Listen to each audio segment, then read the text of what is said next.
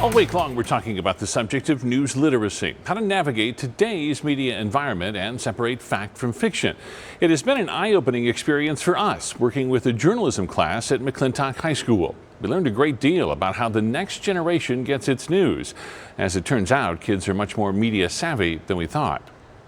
When we first met them, students were already buzzing about a story dominating the headlines, the U.S. airstrike in Iraq. I think a lot of us just saw the idea of World War III and instantly thought, oh, there's going to be a draft, and so many people became interested. Some, like Jeffrey Teat, are even planning to join the military after graduation. My dad spent about 30 minutes to an hour just sitting down having a serious conversation, and he was asking me, like, this is a different time. Are you ready?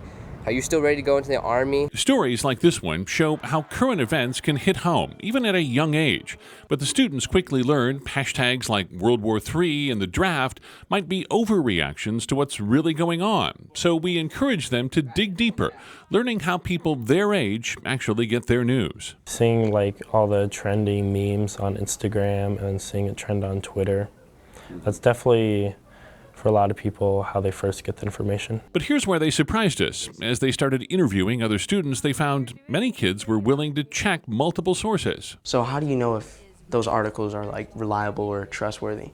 Usually what I end up doing is, after reading so many different articles, I put together which was accurate, and like what was said on every single one is probably the most accurate. It was interesting to me how news savvy they are and how much they actually follow up what they're seeing on their phones. That healthy skepticism is the essence of news literacy.